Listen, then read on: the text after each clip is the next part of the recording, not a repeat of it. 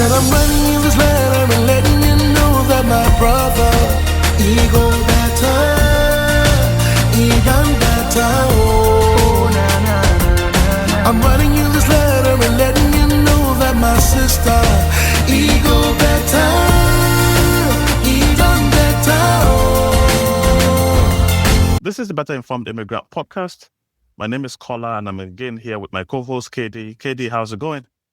I'm doing great, and you? I'm doing well, thank you. I'm doing well.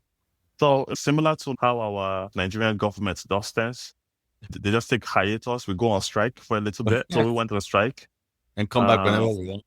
Exactly. So it's now time to come back. You know, we've been able to take care of some things that we wanted to take care of, and we're coming back and we're making some changes, right? So one of the things we're going to try to do is actually start doing some video episodes as well. So this is our trial one for that. Give an update to folks, but also try out the video process and see that we can make that work. What do you think about this? I would say it's a step in the right direction. And if we still want to compare with our government, this is a 2.0 version of them trying things out. Let's hope it takes us to the next level. You know, the funny thing about this is I seem to recall that you and I were debating whether or not we should do video or not video, and I've forgotten why we were debating that before, right? We want to make sure that people... Okay, so fill us in then. Yeah, we're debating it because it was a question of, are we making money? There's a lot of work that goes into doing podcasts when you have to start setting up videos, doing the setup for video and making sure your light is good, making sure everything looks right. And now we have to make sure we look good on camera and not just show up. So there's a whole lot that goes into when you start to do video podcasts. So we have to debate it. So for me, you know, I don't really have a background in film or production or things like that. So when I just think about, you know, doing something, it's easy, anybody can do it, right? And we go figure it out as we go. So some of the work that you're talking about, I don't think I realized that when we're talking about doing the podcast. And I'm beginning to realize it more and more now as we try to do different things. But I would also say that one of the things I was concerned about was that if you're going to have authentic conversations with people about their immigration journey, some of that conversation may go into areas that people may not necessarily want associated with them on screen, right? Mm. So I wanted to kind of preserve that anonymity of the guests to make sure that they can give us the true story rather than a filtered version. So that was one concern that I had, I think. I don't know if I was debating for or against video at that time. So that's a different topic. But there's been a lot going on, right? President Trump has done some immigration policies. There's been the tariffs. You know, some of our friends or acquaintances or potential guests actually visited the continent recently. And one of the things that I would like to do as we do future episodes is actually bring them on to talk about their story when they visited, what their thoughts are, what their hopes are, what their interactions and stories were when they were traveling back. And I have some guests that we're going to line up for that, and I'm really excited about it. But what are you really excited about as we make this transition and coming back to the podcast and recording more episodes and releasing that to the public? Like you mentioned with the changes with immigration and President Trump, I'm excited about the entertainment value we're going to get from just discussing the back and forth, because right now, the U.S. government is making changes to visas, and the Nigerian government is also trying to respond to them because, you know, Nigeria, we don't want to carry last. We also want to prove that we can do something. Yep. So we can do it. I'm just excited to see what that evolves into, the entertainment value that we can get from that conversation. But on a serious note, just to understand how it impacts our lives, because it's always going to have an impact one way or the other. And if this is actually going to help both countries, you know, sometimes when you get restrictions from other countries, that could make you look inward and say, what are we not doing right that we need to fix to actually reduce the amount of people that are leaving the country? Or at least people who feel the need to leave the country. Some people don't have a need for it, but because of the way the country is, it's just like, I'm just going to get out of here. So maybe that would have a positive impact. But I'm excited to see how that evolves as time goes on.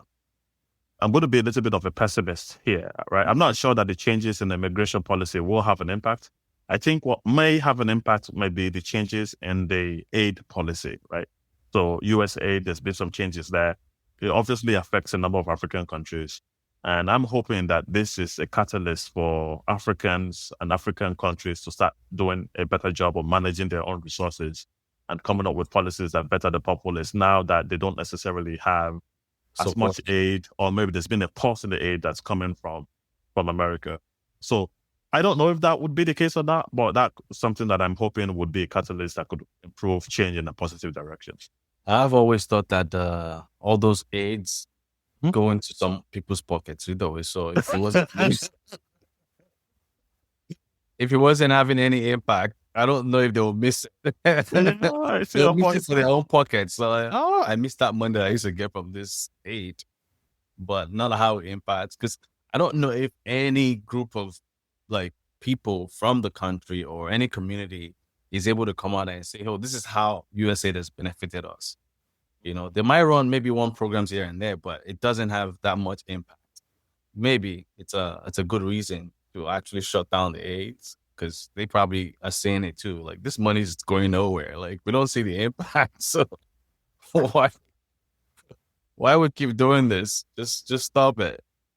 So I don't know that I agree with you entirely on this. And the reason why I say that is that there are a number of NGOs in Nigeria, as you know, right? And NGOs are, for those that are not familiar with that term, basically non-for-profits. I think it's called non-government office, or that's, I have to check that, but non-government organization, but it's basically what in America we'll call a non-profit organization. Cool. And there are a number of them in Nigeria, and I know the funding, I believe, I don't know this for a fact, I should say that, but I don't believe the funding comes from Nigeria. I think the funding comes from overseas, which obviously America would be a big player in that, I would imagine. I'm making some educated guesses here. So I think there are programs that are benefiting from the US aid. It's just that I don't think it's well communicated to the people on the ground about the fact that the funding actually came from US aid versus some other funding source. So I understand what you're saying about saying, hey, you know, some of that money got diverted into somebody's personal bank account. That's probably true. But I do think some of it is actually reaching out and doing some good. You know, we are laughing about this, but in our culture, we laugh about things that we shouldn't laugh about, right? That's the way we talk about tough conversations. We kind of laugh about it. But the reality of the situation is that some people are going to be impacted by these changes, right? That's going to hit people on the ground. And hopefully, like I said, the government begins to step up. And then also, maybe the diaspora can also step up and fill in some gaps here. And everybody begins to manage it a little bit better. But one thing I would say, though, I agree with you entirely that with President Trump in office, it's going to be an entertaining time, right? There are going to be a number of topics. There are always topics, but there's going to be a number of comedic topics to kind of talk about, which I think is pretty funny. Yeah. I mean, and like you're saying that we laugh about these things. Laughing is how we cope and survive some of these situations in the country. That's why they say Nigerians are happy people. When you go to Lagos, for example, you see people just moving around. The situation is bad, but hey, everyone just talk about it and laugh about it and try to forget that it's bad. Yes. But the situation remains. And I think one more thing that I would think about is sometimes, you know, when people talk about, and when I say people, I should say people that I am aware of, or people that I've had some either relationships with, or people that I've interacted with. Sometimes when they talk about the United States as an example, you know, they have the aspect about, you know, the immigration piece. But one of the things they also talk about is like how this concept of being the police of the world, or trying to basically influence the world, and people have positives and negative reactions to that. One thing that I don't think people really talk about actually was how much funding goes out from America to other countries, right? And I think this kind of helps spotlight that a little bit to say, hey, yeah, you have all these other things that you're talking about, but there's also the funding stream, because I don't think they really had, in my opinion, had a really good PR message to kind of spotlight what they also do in some of these programs and stuff like that. These programs just seem to happen, but nobody knows why they happen. And I think communicating this is actually quite good, right? Nobody's entirely good. Nobody's entirely bad. There's always positives and negatives. But some of these things, I didn't know about it, right? So it's kind of interesting to kind of hear some of these stories and coming out from either the media or from people that we know, and seeing how that affects people on a day-to-day basis.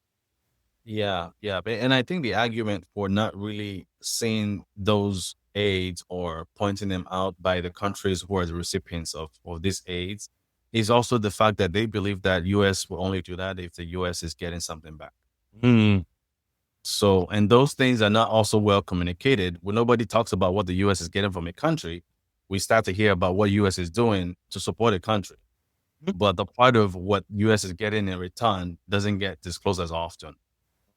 And that's where the argument against comes from too, sometimes when people just don't believe about, when they don't believe the concept of the aids going out of here. So there's always something in the background. Okay.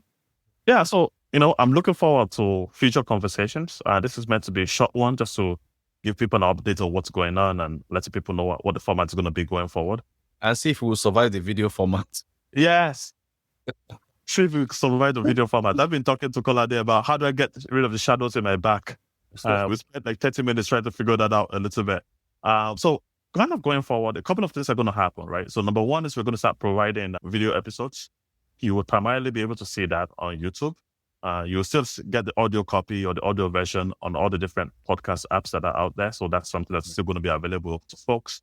Right. And then when we have guests, those could either be video or audio, or we'll leave it up to the guests to kind of decide what formats they prefer. We want to make sure that for folks that are trying to preserve their anonymity, we want to give them that opportunity to do so. Mm-hmm. So there might be a little bit of changing formats between episodes or consecutive episodes that will happen. But we're really looking forward to this. I think this is going to be a lot of fun, and I'm glad that we're coming back and having conversations and just having a lot of fun. What do you think? Yeah, I think it's exciting, and we'll get the option to see live reactions. Yes. Not just audio reactions. The funny thing about all of this is I thought you were going to talk about sponsorship and money. I'll talk about that offline.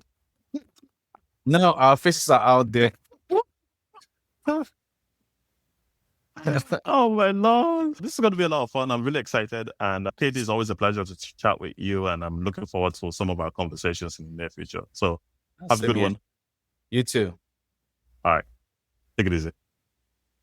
Bye now.